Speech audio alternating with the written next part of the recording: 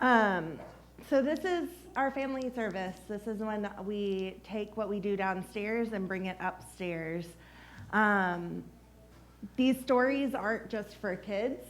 Sometimes we think we've heard a story 10,000 times. For some of us, that may be true. We may have heard a story 10,000 times. But the thing about the Bible is we can come back to it over and over and over again, and God and the Holy Spirit can speak to us in different ways each time we come back.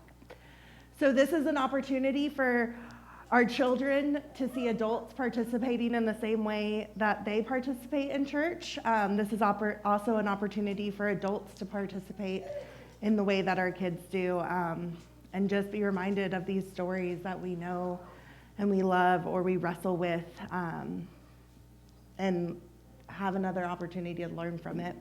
The way we do this is I will tell a story. That part is mostly me talking. If we have an urgent question, we can ask it about the story or about a part about the story.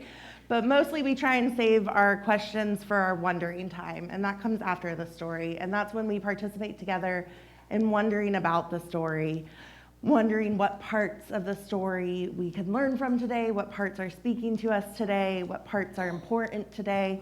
And so that comes at the end, and that is a time for our kids to wonder, but while we're upstairs, it's also a time for adults to wonder. So definitely when I'm asking these questions, I'm not just asking the kids. I'm asking all of us to participate together in these wondering questions.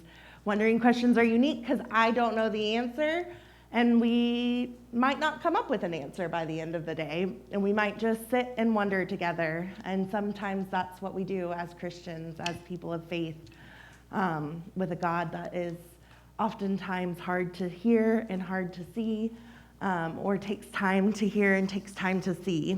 On that note, the way we get ready for our story time is by practicing listening. Listening is very difficult sometimes, not only to one another, because we have lots of thoughts going in our head, but also to God. It's hard to hear God. So we practice a moment of silence, a moment of I ring this bell, we take a deep breath in, we take a deep breath in, and then I ring the bell. And then we close our eyes and we listen until we think the bell sound is gone. Now, I always have to caveat this with, we have some very good listeners of the bell. And so now the way we end the bell time is by me saying, that's good, we've listened enough. And then we'll start our story. Otherwise, some of our listeners can keep listening for a while. So let's do this together. I'm going to ring the bell. So take a deep breath in.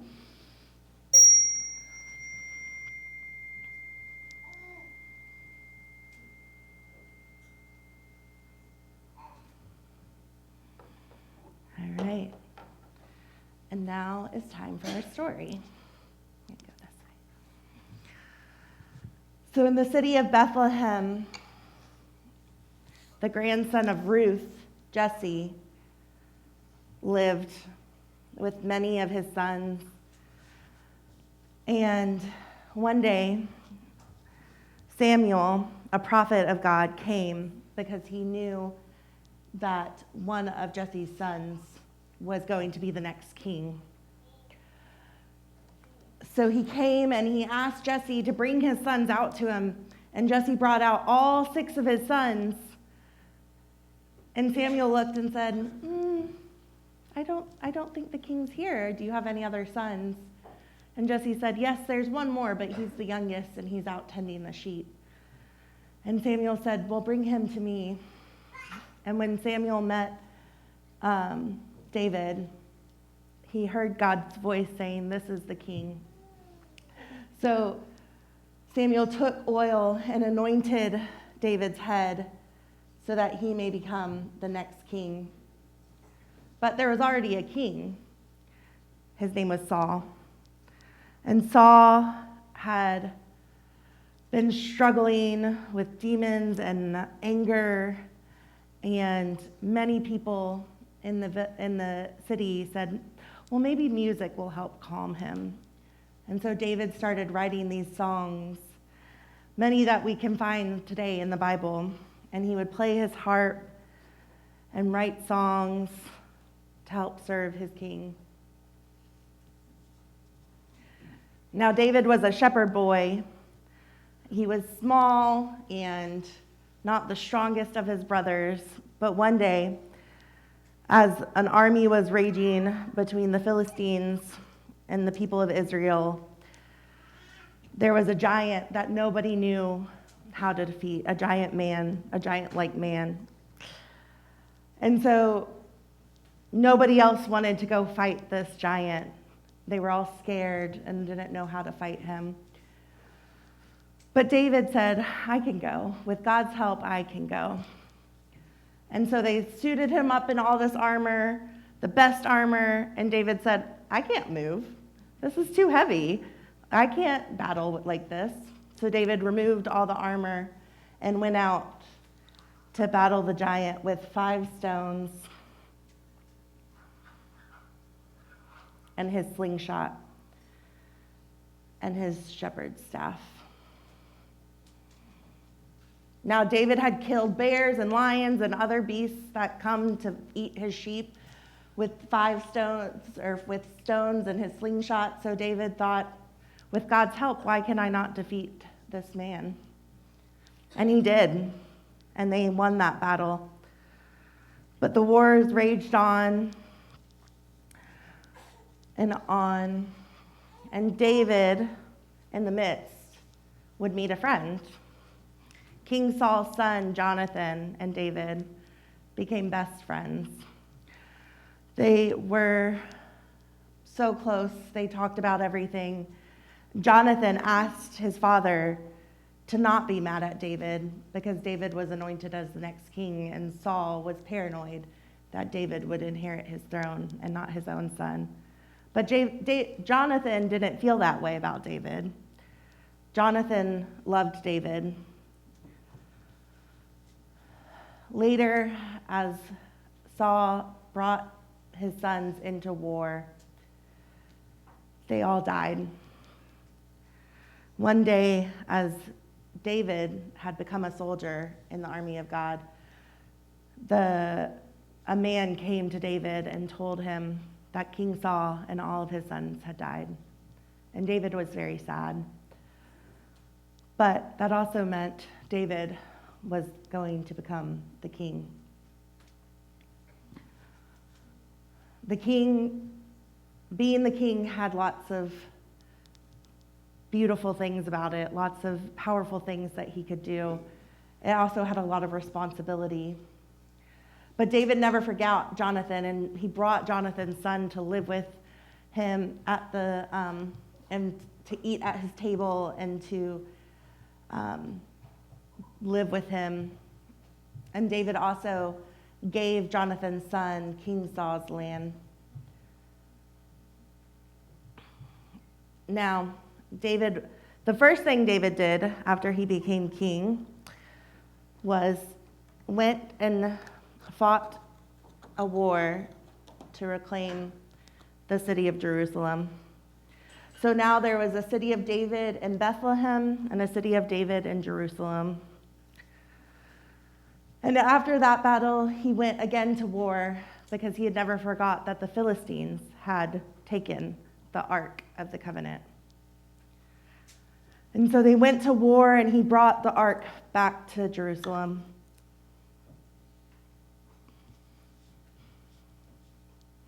And then, one morning, David saw a woman, and he decided he wanted to marry that woman. But there was a problem because she was already married. And he became so jealous that he decided to send this woman's husband into battle. And that man was killed in battle. And David married the woman and had a son of their own. Now, during that time, another prophet came to David. His name was Nathan, and he told King David a parable, which is a special kind of story. He told a parable about a rich man and a poor man. And the rich man had many sheep at his house. And the poor man had one. And he fed the sheep from his table. He took care of the sheep.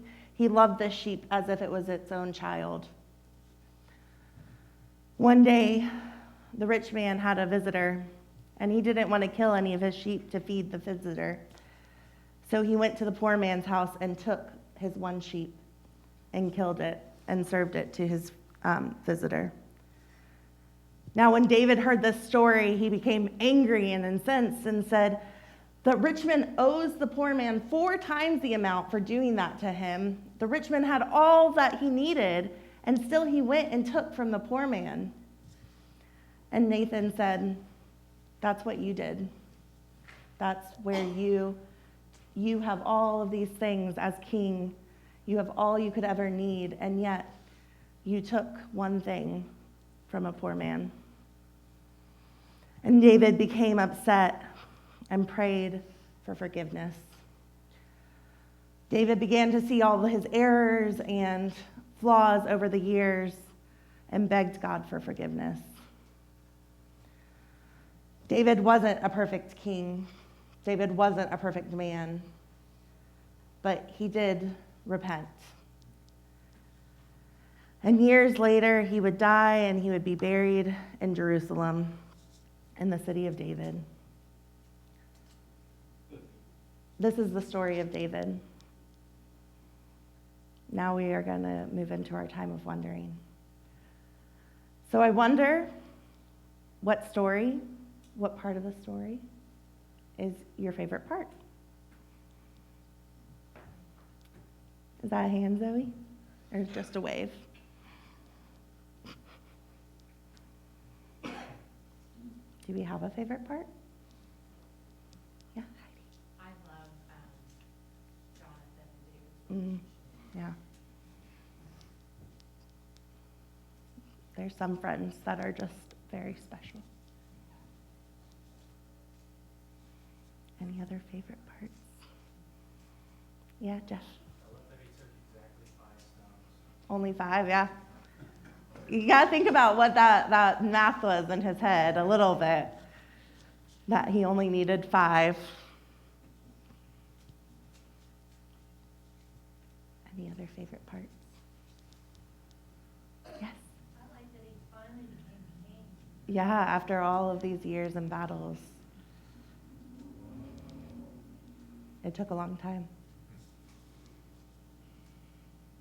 Yes? I think a friend that could tell him how terrible kind of brings to Yeah. mind what he's actually doing. Yeah. Sometimes you have to say things in new ways, right? To understand what's happening, or to tell your friends what's happening in their lives in a kind, loving way. Any others? All right. Our next wondering question is, I wonder which part is the most important part of the story? Yeah. Do you have the most important part? The sheeps are the most important part? It's a good part of the story. Yeah, what's the most important part? When he fought against Goliath, that would ripple forward into people believing in him and believing he could be a great soldier and believing he could be king. Zoe. David. This whole story is the most important part. I like it. Have we seen any most important part?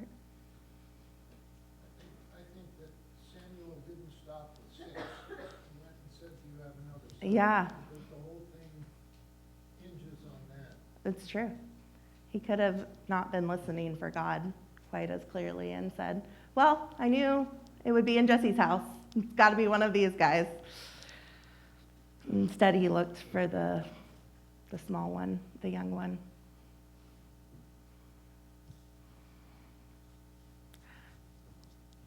Now, our next wondering question is, I wonder where you see yourself in the story, or what part of the story is about you.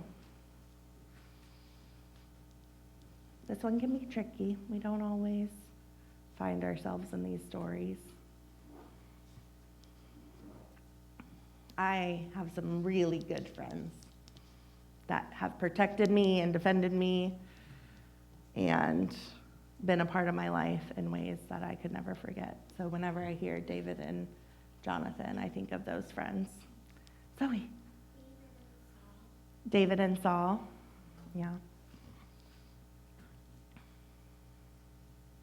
Oh, Jojo. The ark. You would think bringing back the ark was an important part. Yeah. We've been hearing about the ark a lot over the last month, 2 months. Okay, this one's our favorite one.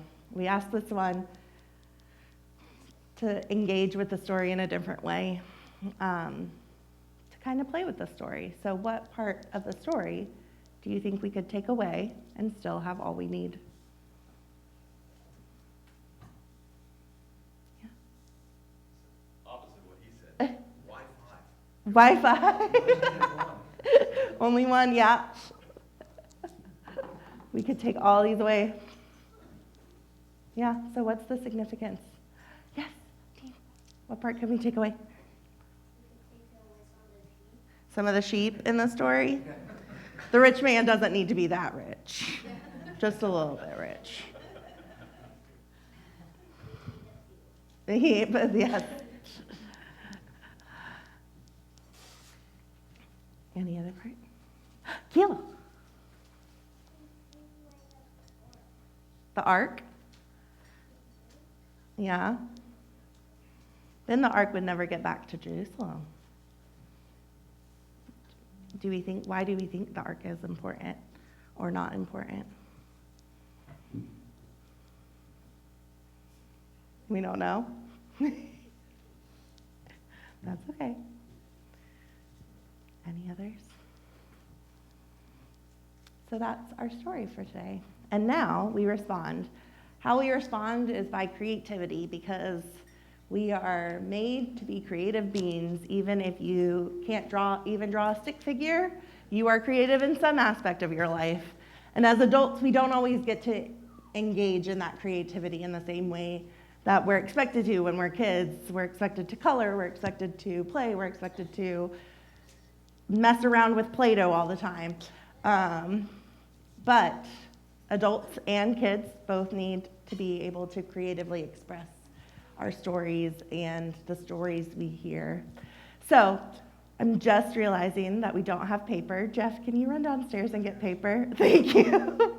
I'm looking at all our beautiful things, coloring utensils, and we don't have paper, which is important. But the way we respond is by engaging in some sort of creativity. So I'm going to invite you all up and to pick. We have clay, Play-Doh, all kinds of coloring things. Jeff's getting paper. And so you are welcome to come up and pick out. What's our rule about clay, Zoe? Yeah, we go a little crazy with the air dry clay, but if you feel it, it's pretty cool. So come up, welcome to pick out what you want to do today, how you want to respond to the story today. And I picked this up.